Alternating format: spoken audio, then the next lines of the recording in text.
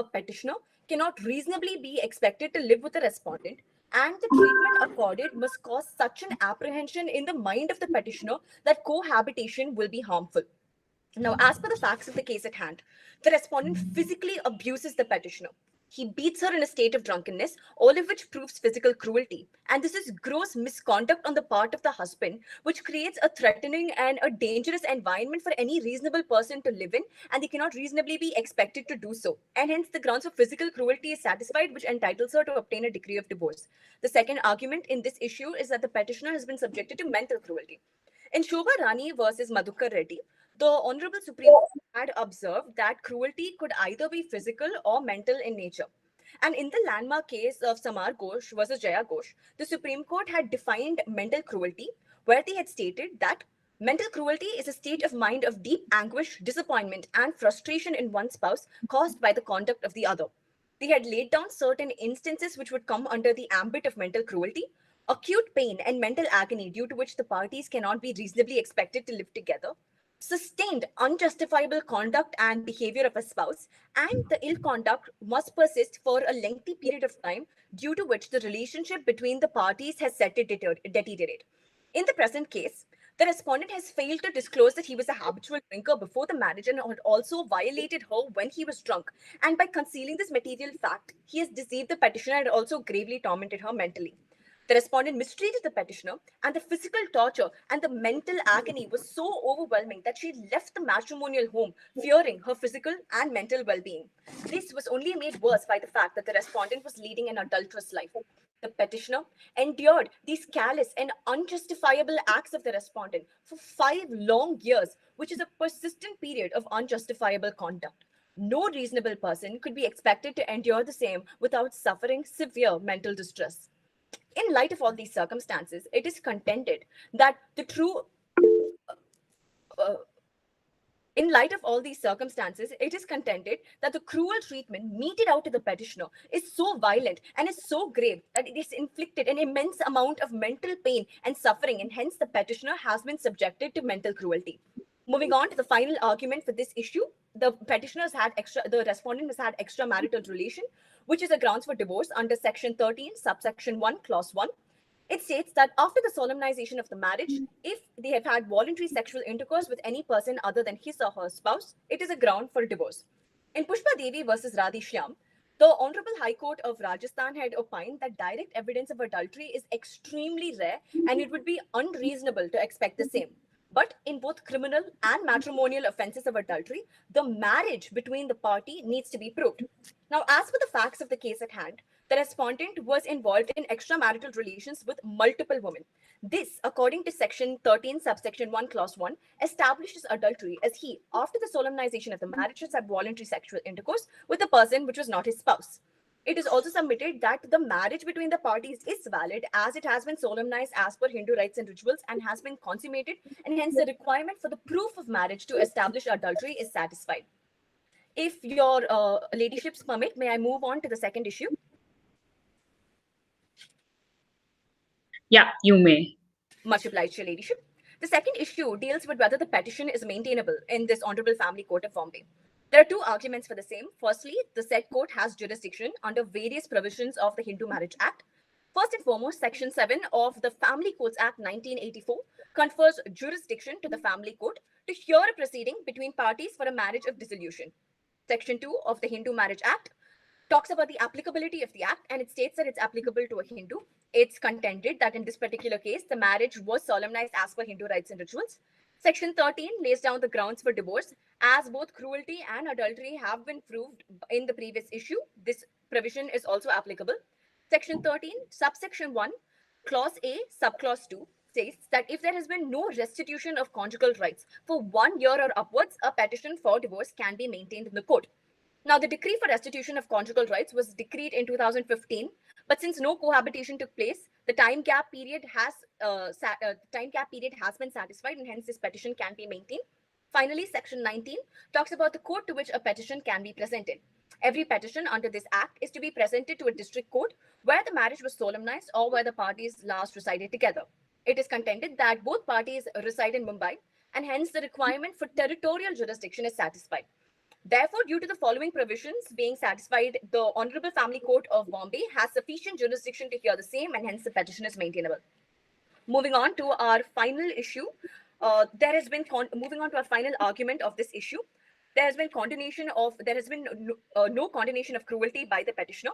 The relevant section for this impugned case is section 23, subsection 1, clause B, which states that if cruelty is stated in a grounds for divorce petition, the petition can be maintained and decreed if the petitioner has not condoned the said act of cruelty. In Dastane versus Dastane, the apex court had defined condonation, and they held that condonation means forgiveness of the matrimonial offense and restoration of the spouse to the position he held before the offense was committed. In Srimati Samantha Banerjee versus Sri Sachindranath Banerjee, the Calcutta High Court had also held that merely living together to repair a relationship is not condonation. Relying on these judgments, the council submits that there is no condonation of cruelty on account of the fact that the petitioner stayed in the matrimonial home during the said period. The petitioner tried to repair the fissures in their relationship, but all of these attempts were unfruitful, and she was relentlessly condemned to new acts of cruelty by the respondent. She left her matrimonial home as she was unable to condone the cruelty of the respondent, and hence, due to the following reasons, the fact that there has been no condonation of cruelty, the fact that the court has sufficient jurisdiction to hear the same, this petition is maintainable in the Honorable Family Court of Bombay. It's also important to note that in this regard, the respondent's excessive indulgence in alcohol is evident from the fact that he is also unemployed due to his debauched lifestyle. He failed to refute the claim of the petitioner in the divorce petition that he is alcoholic and beats her, and therefore, in absence of proper rebuttal on this point, the same is accepted to be unchallenged. And the council would also like to shed light on the fact that even when the respondent replied to the contentions put forth by the petitioner, he did not in any way deny the allegations of adultery on his part. Due to the following reasons, the counsel for the petitioner humbly submits that this divorce should be granted in favor of the petitioner, as the respondent has not in any way responded to the allegations of responded to the acts of cruelty and adultery of the petitioner, and therefore it's accepted to be unchallenged. And the requirements and the grounds for divorce is satisfied, and hence the petition is maintainable, and she is entitled to obtain a decree of divorce. Handing it over to my co-counsel to argue the third issue. The counsel. Am I audible? Yes, you are. Much obliged, Your Ladyship. This is counsel number 2 appearing on behalf of the petitioner Aravi in the case Aravi versus Amit Kumar. Your Ladyship, issue number 3 is whether the petitioner has any cause of action and locus standi to file and maintain the present petition. Your Ladyship, I would like to present this argument with 3 main points. Your Ladyship, the first point is that an irretrievable breakdown of the marriage has occurred. Your Ladyship, the parties have been staying apart from May 2006 till 2021. This is a period of almost 15 years altogether, and this is more than enough to prove that the marriage has broken down irretrievably. Your Ladyship, when a marriage had ceased to exist de facto, it should also cease to exist de jure. Lordships, if you can kindly refer to page number 18, the 71st report of the Law Commission of India sheds some light on the breakdown of marriages. Your Ladyship, it has been stated that that a husband and wife have been separated and have been living apart for say a period of 5 to 10 years. It has become impossible to resurrect the marriage. Your Ladyship, in Durga P. Tripathi vs. Arundhati Tripathi, the Honorable Supreme Court held that if parties in a relationship have crossed a point of no return, a workable solution is not possible. Your Ladyship, it is to be noted that the respondent was a man of weak character. He was a drunkard who used to abuse his wife in an inebriated state, and also the petitioner was subjected to domestic violence. So, this man is a man of weak character who was involved in several extramarital affairs with multiple women. Your Ladyship, all these factors have diluted the sanctity of the marriage, and the wife was hence justified in leaving the house. Your Ladyship, so with all these facts stated, the parties between the parties in the marriage have been irreconcilable. So I'd like to move on to the next argument, that the petitioner can seek for divorce despite restitution of conjugal rights being granted. Your Ladyship, the petitioner's refusal to return to the matrimonial home does not restrict her from seeking divorce, and is not a wrong as contemplated in section 23 of the Hindu Marriage Act. Your Ladyship, in Dharmendra Kumar versus Usha Kumar, the Supreme Court held a landmark judgment where the Supreme Court told that the violation of restitution of conjugal right did not amount to misconduct that disentitles the petitioner from seeking any form of relief. Your Ladyship, I would like to quote the same exact words of the Supreme Court judgment. In order to be wrong within the meaning of section 23, clause 1, subclause A, the conduct alleged has to be something more than a mere disinclination to agree an offer of reunion, it must be misconduct serious enough to justify denial of the relief to which the husband or wife is otherwise entitled. Your ladyship, after this landmark judgment by the Supreme Court, several judgments have been passed by high courts across the country in the same regard, providing divorce to the petitioner. Your ladyship, failing to return to the matrimonial home post the decree of the court is appropriately justified, consider the wife's plight at the hands of her husband. Your ladyship, not adhering to the decree of restitution of conjugal rights does not amount to any wrong. Your ladyship, I am now moving to the final argument, that is the respondent has no bona fide intention to resume ties with the petitioner. Your ladyship, in Prabhat Kumar Chakraborty versus Papya Chakraborty, the petitioner husband obtained restitution of conjugal rights but did not make any effort whatsoever to reach out to the wife. Hence, after the expiry of 1 year, the wife straight away approached the High Court, Calcutta High Court, and asked for divorce, and the divorce was granted for the same. So, in this present case, your ladyship, the respondent carelessly disregarded the order of restitution of conjugal rights passed by the Honorable Court. He did not have any honest intention in requesting for the restitution of conjugal rights. Your ladyship, this is the most important point of the move, which I would like to state right now. That is, the intention of the respondent is malicious. Your ladyship, after 5 days of the marriage, when the petitioner first left the house, the respondent did not take any hint. He did not even take a single step to convince the wife to come back to the house. However, when the wife left with the Sweden, that is the properties, the husband was seen to be very interested, and he even applied for restitution of conjugal rights. Hence, I would like to prove that the intention of the respondent is malicious, and he only treats his wife as mere possession to extend control over her properties. Your ladyship, the intention of the respondent in obtaining degree of conjugal rights is malicious, and the petition has locus standi and cause of action to file and maintain the present petition. Your ladyship, may I please move on to the prayer if you're satisfied with the issues. Yeah, you may. Much obliged, your ladyship. Prayer. Wherefore, in light of facts stated, issues raised, arguments advanced, and authorities cited, it is most humbly prayed by the petitioner that the Honorable Court may be pleased to declare that the grounds stated in the petition by the petitioner are sufficient enough to entitle her to obtain a decree of divorce, to declare that the petition is maintainable, to declare that the petitioner has locus standi and cause of action to file and maintain the present petition, and to pass any other order, direction or relief that the Honorable Court may deem fit in the interest of equity, social justice, and good conscience. All of which is humbly prayed. NMC 23 counsels for the petition.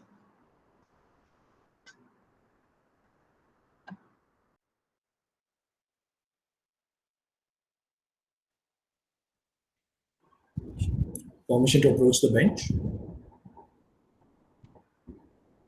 Sneha ma'am would like to go first.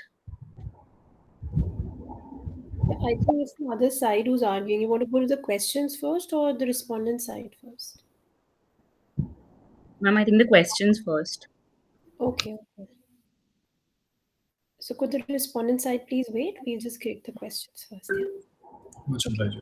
So for this first speaker, so you stated certain facts, right? That certain facts amount to cruelty, right? But these are mere facts. How do you prove them? What is the evidence of, the husband being an alcoholic or beating up the wife or mentally and emotionally traumatizing her? So what are the evidences that you would rely upon in such a case? Much obliged, your ladyship. If I may say in this regard, it is clearly stated in the various paragraphs of the mood problem that the following factors: that he would beat her in a state of drunkenness, that he would quote unquote physically, emotionally, and mentally abuse the petitioner, was said by the petitioner in her petition. But the fact that proves all of this is that the respondent never replied to any of these contentions, rather than just merely stating that she was given a bona fide treatment. He made a vague statement without specifying, going into details, that this particular situation happened in this particular day, but the petitioner, on the other hand, had supplied the necessary facts for the same. Without any rebuttal on this point, we had accepted these statements to be unchallenged, as he was given an opportunity to say that none of these actions of his took place. However, that is not what he did. He replied to the contention saying that she was given a bona fide treatment. He failed to elucidate that point So what law are you relying upon to evidence this? Like, what is the law which says that no rebuttal or no denial proves the existence of a certain fact? What law are you relying on? Much obliged, your ladyship. In this regard, I would like to say that one of the most principle settled in law is that if it is proved beyond reasonable doubt, then it is assumed that the set has taken place. And also under the Indian Evidence Act of Section 3 talks about the preponderance of probability, which is the normal rule which your leadership, I Go didn't hear ahead. you. Go ahead. Please go Which ahead. is the normal rule which governs civil proceedings is that a fact is said to be established if it is proved by a preponderance of probabilities, and this is covered under the Indian Evidence Act Section 3. Thus, this particular principle and the fact that it has been proved beyond reasonable doubt applies in this particular case, because the respondent was given an opportunity to reply to the contentions and deny the allegations on his part, which he failed to do, all of which proves the point that that the petitioner has been subjected to this physical and mental cruelty. And also with regards to the point about adultery, it has been stated in various cases such as Pushpa Devi versus Radhe Shyam, and that direct evidence of adultery is extremely rare, and it would also be unreasonable to expect the same. Circumstantial evidence is what is relied upon in this particular case. Now, as per the facts of the case at hand, the respondent would return home late at night, and he had extramarital relations with numerous women. The respondent was an unemployed man. The fact that this itself is a moral sin that he has committed on his part, because where is the scope for him to return late at night? If he has been an unemployed man, and his responsibility, as he says, as the respondent says, But Kanchan, these are all repetition of facts, and of course, we are looking at your own interpretations. But I am asking you, is there anything that you can rely upon as evidences by law? Have you made any formal complaint about these before this petition? much obliged. Would that be required?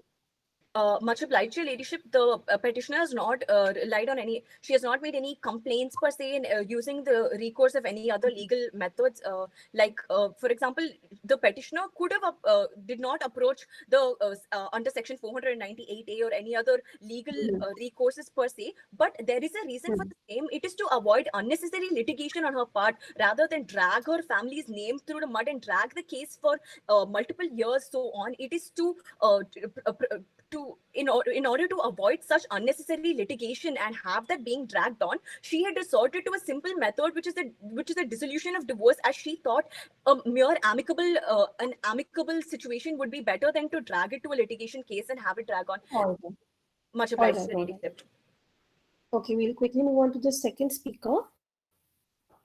Yes. So you had said that there was no misconduct on the part of your client in not complying with the decree for restitution of conjugal rights, right? Yes, sir. Now, first of all, she never came to the court and contested it, right? And secondly, once a court has decreed something, don't you think it's final, and not complying with it in itself amounts to gross disrespect for the court's decision also? Yes, sir. Can you repeat the first question? I didn't hear it wrong. I only have one question, not two, so no Okay. first, second. My question to you is, since you are relying upon the maintainability and you were reading certain judgments stating that there's no misconduct on part of your client, right? Yes, sir. There's no bar for you to present this petition before the court. I'm saying that there's a decree in favor of the respondent in terms of restitution of conjugal rights, and your client clearly neither contested the petition nor did she obey it, right? She did not comply with the decree. So non-compliance with a court order or a court decree, don't you think that itself amounts to gross disrespect and misconduct? Your ladyship, in the present case, the petitioner was not in a position to involve herself in litigation. She was already harassed, and she was in a very bad mental state that she could not afford a lawyer. At the same time, We are not talking about a private interaction with the opposite side. We are talking about participating in the court proceedings like she's doing now.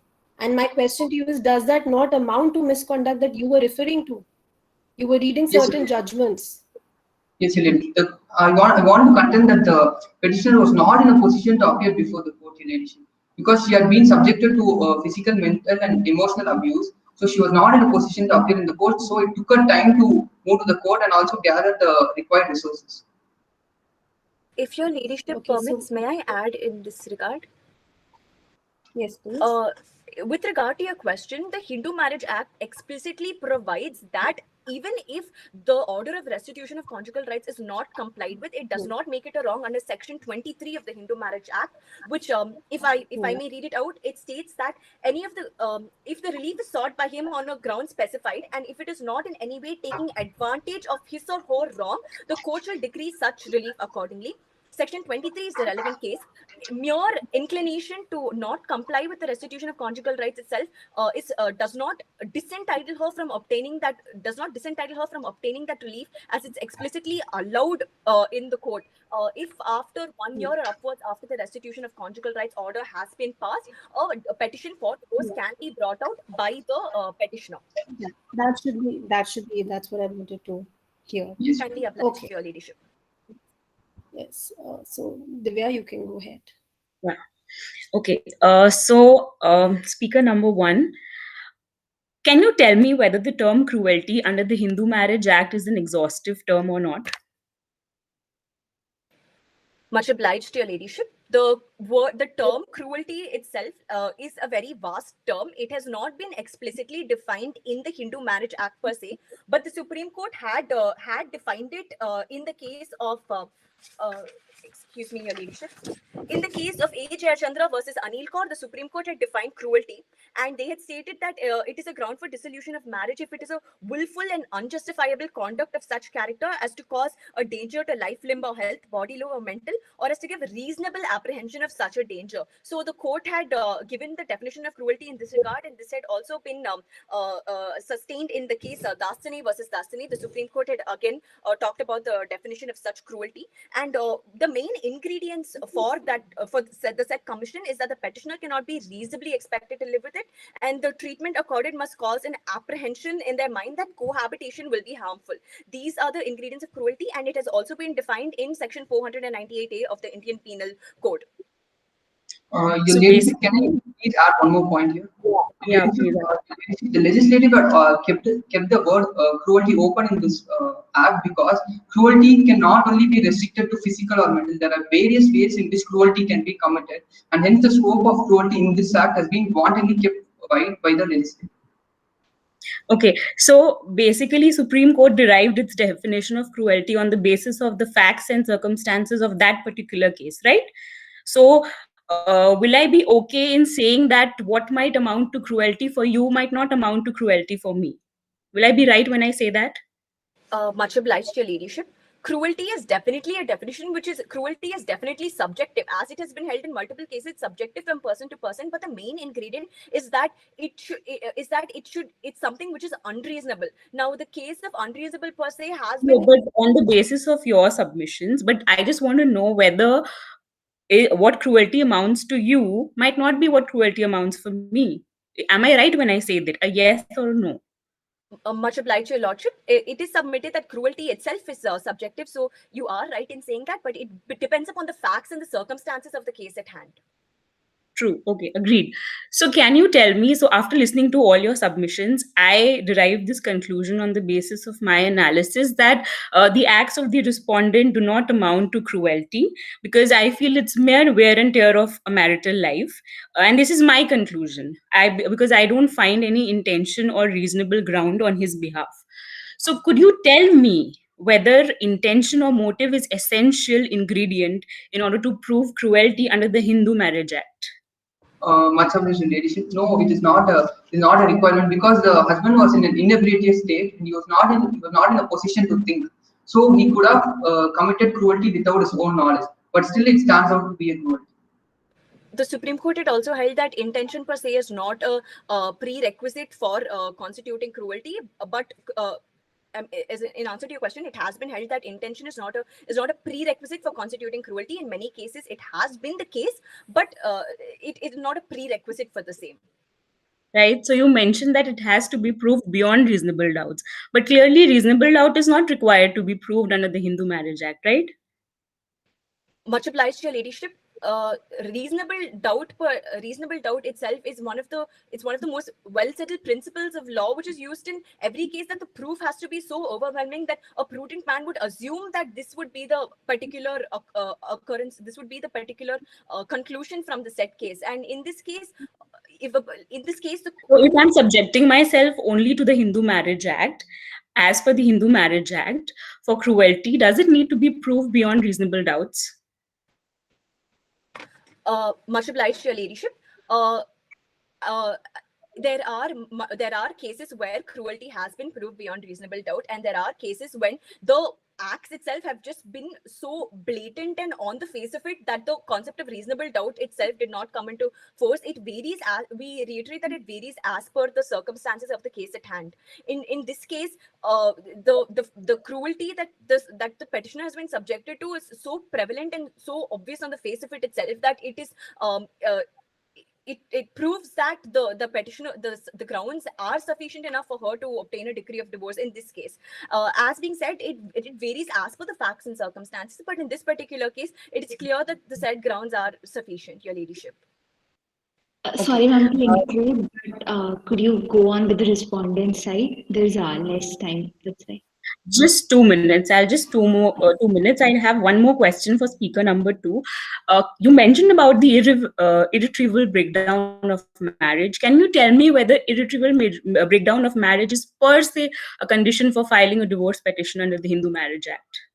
No, Your Ladyship. As per the Hindu Marriage Act, it is not yet a ground, but still the court can consider the facts of the case and provide a judgment, because at times there are cases where the cruelty cruelty on the petitioner has been very large, and at the same time it has been largely inflicting on the person who complains. So it depends on case to case. Okay, thank you. Thank you. Yeah, we can proceed with the respondent side. Permission to approach the bench. You may. Permission to collectively address the bench as Your Ladyship. You may. Your Ladyship, this is the speaker number 2 for the respondents, but I will be going first, if that's okay. Your Ladyship, before beginning with the issues, that is issue number 1 and 2, I will be dealing with both of them collectively, considering issue 1 and 2 are very much connected. And before I move to my submissions, Your Ladyship, it should be noted that the respondents agree that the allegations made by the petitioner based on the facts that they have presented are indeed very serious and do require utmost care before giving the judgment. But Your Ladyship, the key word which should be noted is that these are mere allegations. Your Ladyship, going by the first issue as to the grounds being sufficient, the petitioners have sued under 3 grounds, that is adultery, cruelty, and non-restitution of conjugal rights. Going by the first ground, Your Ladyship, the facts of the case clearly state that there has been extramarital relationship with multiple women.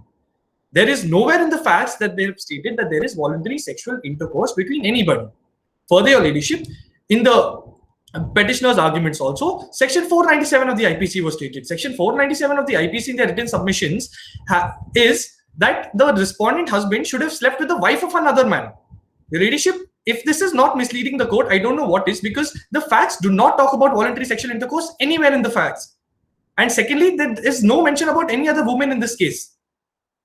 Now, further on, Your Ladyship, not wasting much time on adultery, I would like to move on to cruelty, which is their major ground.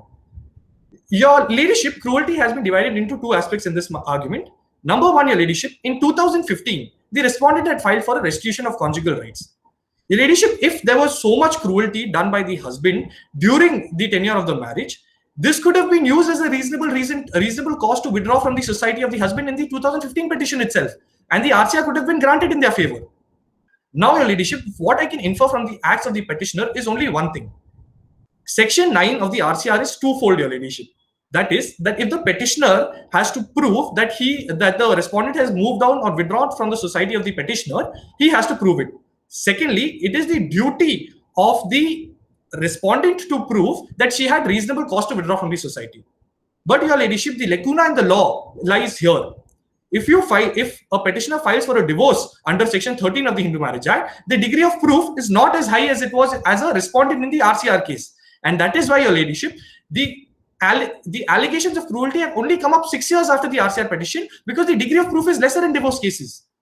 And that is the main intention as to why they did not bring it up in the RCR petition, where they could have gotten the matter settled 6 years ago itself. Further on, Your Ladyship, moving to the second aspect is the time period. Your Ladyship, 15 years has passed since the husband and wife have stayed in the matrimonial home together.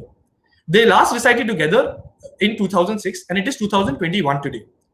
Your ladyship, as per the case of Suman Singh versus Sanjay Singh, citation number 2 in the respondent's memo, the Supreme Court clearly held that a petition seeking divorce on some isolated incidents alleged to have occurrence in 8 to 10 years before the filing of the date of petition could not furnish a subsisting cause of action to seek divorce on the ground of cruelty after 10 years or so of occurrence of such incidents.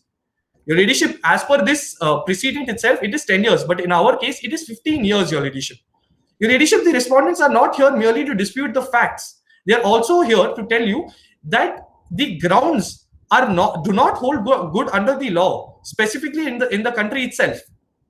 Further on, your ladyship, it is noted that the husband, in the facts itself, it has been stated that the husband has made efforts constantly from 2016 to 2006 to 2015 for a period of 9 years, after which he has filed for an RCR knowing that all his efforts have gone in vain. So if there is anybody who has been making effort in this case, is the respondent, your ladyship. Further on, your ladyship, moving to the third ground which the petitioners have stated is the non-restitution of conjugal rights as per section 13(1) capital A of the Hindu Marriage Act. Your ladyship, the respondent put all the efforts to bring back the petitioner. It was the petitioner who did not contest the RCR petition. Citing the same section 23 of the Hindu Marriage Act, your ladyship, it clearly states that if the court is satisfied that any of the grounds for granting relief exists and the petitioner is not in any way taking advantage of his or her wrong or disability for such relief. In the present case, your ladyship, the petitioner did not contest the RCR petition. Firstly. Secondly, your ladyship, as per the case of V. Bhagat versus D. Bhagat, the Supreme Court held that such allegations were bound to cause mental pain. By such allegations, your ladyship, it is the allegations of cruelty which cause mental pain and anguish to the husband amounting to mental cruelty. Further on, in Rita Das Biswas versus Trilokesh Das Biswas, it was held that desertion for such a long period coupled with reluctance to cohabitation amounts to cruelty. Now, why am I proving that there was cruelty on the part of the wife, your ladyship, is not because I'm alleging her of cruelty. I'm showing that she herself has come to court with unclean hands. Because, your ladyship, in Bala Brada Pradhan versus Sundari Somi Devi, the court held that if a spouse commits the wrong after the passing of the decree of restitution of conjugal rights, and the wrong is serious enough, the same would disentitle him or her to obtain a decree for divorce as per section 23(1)(a) of the Hindu Marriage Act. And also, your ladyship, if I may cite Geeta Lakshmi versus CVRK Sarveshwar Rao, the court held that the case was not just of mere non-compliance of the decree, but fresh and positive acts of cruelty. Your ladyship, in this present case, not only has there been non-compliance of the RCR, but there has been fresh acts of cruelty in the form of allegations made by the court, which your ladyship has already stated that they have no evidence of. Your ladyship, if we go by only the facts that the petitioners are stating, without any circumstantial evidence as they claim to be, we cannot consider these grounds good in the eyes of law. Because in the eyes of law, adultery needs voluntary sexual intercourse, of which the facts are silent about. Cruelty needs to be done in the recent times, but as per the Suman Singh case, was done 15 years ago. And secondly, the reason as to why the cruelty is only brought up 6 years after the RCR petition is because the degree of proof is lesser as a petition and much more as a respondent in the RCR case. So all what the petitioner is trying to do is to manipulate the law in such a way that it works in her favor and the degree of proof is gone from her. And thirdly, the non-restitution of conjugal rights, the doctrine of unclean hands clearly states, your lordship, that you cannot take advantage of your own wrong. The own wrong that the petitioner committed has not complied with the RCR, and also alleging the respondent with cruelty and adultery, which itself is a cruel action as per section 23(a). Now, your lordship, issue 2 of this case is also very interconnected to issue 1. Issue 2 talks about the maintainability of the petition. Your ladyship, maintainability can be discussed on 2 grounds. Number 1 being the grounds, number 2 being the jurisdiction. Your ladyship, the respondents are not disputing the jurisdiction of this honorable court in this present matter. This court indeed does have jurisdiction to handle this matter, your ladyship, but what the respondents are refuting is the grounds for the divorce, and if these grounds are sufficient enough to even maintain this petition, which in my issue 1's argument I have clearly proven that they have not, because they had 3 grounds of for filing for the divorce, and all 3 grounds do not stand good in the eyes of the law. So, your ladyship, therefore, the petitioner, the counsel for the respondents humbly submits to dismiss the present petition on the basis of lack of grounds itself. And my co-counsel now will be dealing with the third issue. Counsel seeks permission to approach the bench. Yeah, you may. Council seeks permission to collectively address the bench as your ladyships. Yeah, you may. Much obliged, your ladyships. This is counsel 2 for the respondents in this particular case, and I shall be dealing with issue 3. That is whether the petitioner has any cause of action and locus standi to file and maintain the present petition. Your ladyship, no, the petitioner in this particular case does not have the cause of action and locus standi to file and maintain the present petition because the petitioner is due to comply with this honorable court's orders under section 9 against the petitioner for the restitution of conjugal rights with the respondent. Your ladyship's marriage is indeed a necessarily basis for a social organization and the foundation of important legal rights and obligations. It confers and imparts important corresponding obligations both on the husband as well as the wife. An important obligation is consortium, your ladyships, which not only means living together but implies a union of fortunes. A fundamental principle of matrimonial law is that one spouse is entitled to each other's society and comfort. Thus, where a wife without lawful cause refuses to live with her husband, the husband is entitled to sue for restitution of conjugal rights. Your leadership, what the counsel for the respondent in this issue 3 is trying to convey is that when the wife has the right to demand the fulfillment by the husband of his marital duties, likewise the husband has the right to demand the fulfillment by the wife of her marital duties as well. The restitution of conjugal rights petition, in a nutshell, means the restoration of marital rights between the spouses in this particular matter. Therefore, when the court passes a decree of RCR, it implies that the guilty party is ordered to live with the aggrieved party. Your ladyship, if I may humbly bring your attention to the case of V. Bhagat versus D. Bhagat, citation number 15 in the respondent's memo, the signal of the Supreme Court is noteworthy. And it appears to be that while dealing with an allegation of cruelty, if I may draw your attention to the lines, if it may, while dealing with an allegation of cruelty as a ground for divorce, the court should have in their mind that the petitioner has to prove that the respondent had behaved in such a way that the petitioner cannot be reasonably expected to live with the other.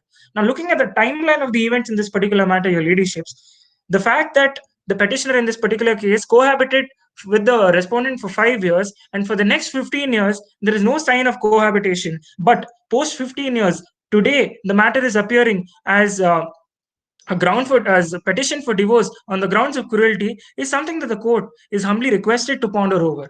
And the petitioner has to now prove that the respondent had behaved in such a way that the petitioner cannot reasonably be expected to live with the other. This particular point has already been dealt with by my co-counsel. In construing such behavior to be cruelty within the meaning of Section 13 of the Hindu Marriage Act, the courts will now have to look into each case regarding the facts and circumstances. Your ladyship, it is also noteworthy to know the party's social status as well as educational level. Why that is, I will deal with in the following statements. The society they move in, the possibility or otherwise of the parties ever living together, and all other relevant factors and circumstances will also have to be seen. In very exceptional cases, divorce may be granted on mere accusations and allegations, but regard must be had to the context in which they have been made. Your ladyship, the absence of intention should not make any difference in the case, and if by ordinary sense in human affairs, the act complained of could otherwise be regarded as cruelty has to be controlled. Your ladyship, what the counsel for the respondent is trying to explain to this honorable court is that if there is any efforts taken by one of the parties in this particular marriage to reconcile or to get back with their matrimonial partner or to continue their marital rights and duties and obligations, it is just the respondent. The petitioner in no way since 2006 has attempted to try to convene back with the respondent or to continue the marriage in a peaceful way. In fact, what has happened in this particular case is that the petitioner has chosen to desert the respondent and move away without issuing any kind of a explanation or notice to the respondent in this particular matter. But the respondent, on the contrary, within the span of those 9 years, has continued to attempt to try to reconvene back with the petitioner. Further on, your ladyship, Section 9 of the Hindu Marriage Act deals with restitution of conjugal rights. That is, when either the husband or the wife has, without reasonable excuse, withdrawn from the society of the other, the aggrieved party may apply. Your ladyship, the provision for RCR has been provided to preserve the marriage as far as possible. That is, by enabling the court to intervene and urge the withdrawing spouse to join the other.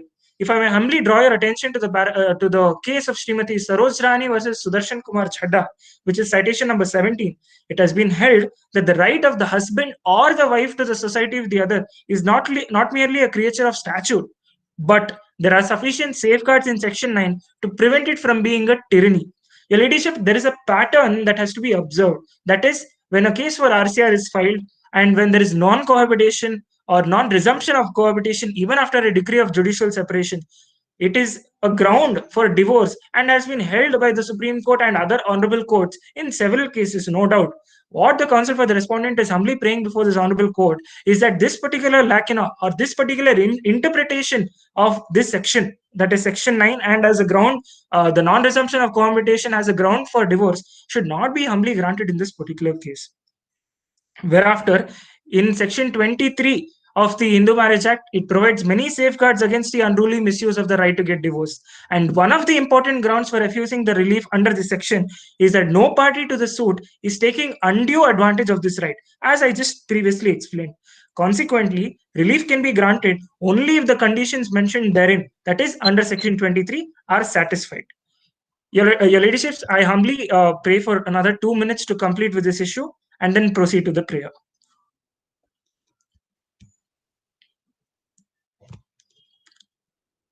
So, counsel, we are already short in time. Just quickly sum up your argument, please. Much obliged, Your Ladyship. Argument and end, okay? Don't go on to the prayer. Yeah, Just sum up quickly. Indeed, Your Ladyship. Indeed, Your Ladyship. Your Ladyship, I shall just be pointing out two very important points in the further course of my arguments. One, my humble request for the court to draw its attention to Hirachand Srinivas versus Sunanda case, where it has been held that the misrepresentation of the provision of Section 13(1)(a), that the section is fairly read and only enables either party to a marriage tie to apply for the dissolution of the marriage by a decree of divorce on any of the grounds stated thereunder, which I'm trying to convey that there has to be harmonious interpretation under 13(1)(a). Likewise, as held in the present facts and circumstances of the case, to complain against cruelty, the petitioner has not provided a chance for the respondent to reconcile for whatever differences had earlier cropped up before her voluntarily recusing herself to her parents' home without any explanation. It is to be further noted that your Ladyships, that if there is anyone who was subjected to cruelty in this particular matter, it is the respondent. But the respondent in this particular case has chosen not to continue on that particular ground, but is trying to reconcile back with his wife, that is the petitioner in this particular matter. As a result of these actions, the respondent in this particular matter was forced to obtain the restitution of conjugal rights as against the petitioner to understand what was running in the mind of the petitioner and comprehend measures to better their relationship at that point in time. Further on, your Ladyship, the respondent's efforts to bring an end to the differences between the petitioner and the respondent and to reconcile as the husband and wife must be acknowledged in this particular matter, your Ladyship. Your Ladyships, with your permission, the counsels for the respondents humbly pray to move towards the prayer. That's okay. Just leave the prayer. Divya, do you just want to proceed with the questions? No, just state the prayer. Indeed, your Ladyships. Wherefore, in light of the issues raised, arguments advanced, and authorities cited, it is humbly prayed before this honorable court to adjudge that the petition for divorce is not maintainable and to uphold the decree of restitution to conjugal rights and direct the petitioner to continue habitation with the respondent to fulfill her matrimonial obligations and or pass any other order that it may deem fit in the interest of justice and equity. Much obliged, your Ladyships. It was an honor arguing before you. Okay. Divya, you can take the questions. We are short on time. So for speaker number 2, right? Yes.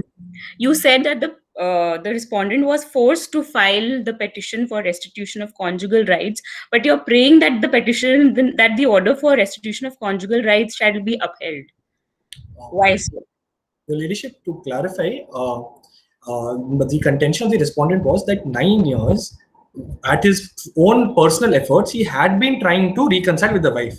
Considering all his efforts into vain and all the circumstances, he was forced to file for the RCR because he wanted to rekindle his marriage with his wife. And that is why we want to uphold the RCR decree, your Ladyship.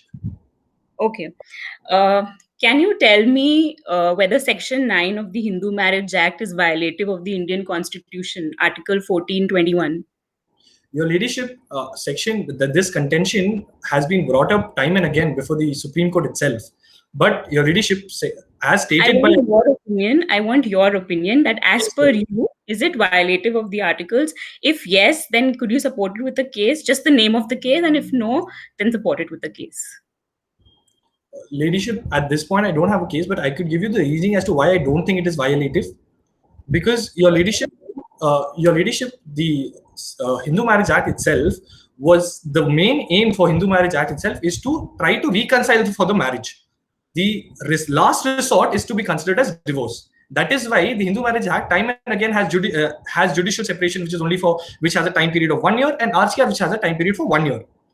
The reason as to why Section 9 is there in the Hindu Marriage Act, the rationale behind it is to consider rekindling the marriage before reaching the final term, which is divorce. And that is why, if there is Section 9 which is there, it is not violative of the Article 21 of the Constitution, because it still gives them a 1 year time period as to decide as to if they want to rekindle the marriage or not. And conveniently, after a period of 1 year is when they can decide not to stay with the marriage, because after that there is no cap. And that is why I think it is not violative of Article 21 of the Constitution. Okay, so if you have this 1 year time period, then why didn't you file for a divorce case? Your time period is over. She's not cohabited for more than a year, and you can easily file a petition for divorce. Your Ladyship, like the facts also stated, and like the contentions are raised by the council, the events which have occurred for the past, from 2006 to 2015, the husband has been making efforts. And 2015, because his personal efforts were going on in vain, he took legal efforts. All what the respondent wants is to rekindle the marriage and not for any divorce. He still wants to continue the relationship what he had with his wife. And that is why he has been trying so hard personally and legally. So all what we want is the honorable bench to uphold the RCR in such a way that the respondent gets to rekindle his marriage with his wife. Okay. Thank you. Ma'am, you can go ahead. Okay. For the second speaker, I'll just take a small question. You've been relying a lot upon RCR, right? What exactly are conjugal rights according to you? What is the legal definition? Legal definition of what, Your Ladyship? Sorry. Conjugal rights. You've been talking a lot about restitution of conjugal rights. So what according to you are conjugal rights? Is it defined? Your Ladyship, the interpretation that the respondent counsel is trying to put forth before this honorable court is that there has to be resumption of cohabitation with counsel, please address the question. Please address the question directly. I'm just asking you, what is conjugal rights? That's it. Your Ladyship, that is resumption of cohabitation. Cohabitation, basically, Your Ladyship. The legal definition is to continue the marriage as the legal partner or the rightful matrimonial partner with the respondent in this particular case. Is it defined anywhere? Your Ladyship, it is indeed not defined. It is indeed defined. The respondent counsel is not able to access the same. But what I'm trying to convey is that there has to be the right of sexual intercourse between spouses. Counsel, you've made both statements. It is indeed defined. It is indeed not defined. So I correct myself. I humbly seek apologies from the court. Seek apology to the court. That is, it is indeed defined, but the counsel for the respondent immediately does not have access to the same.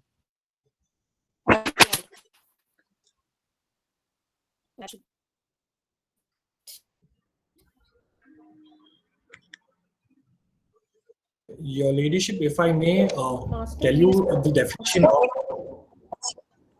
That's okay. We are very... We'll just go on, okay?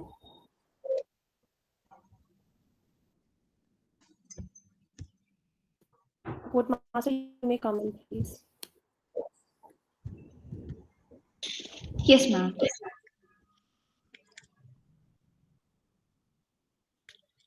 Ma'am, should we move on to scoring?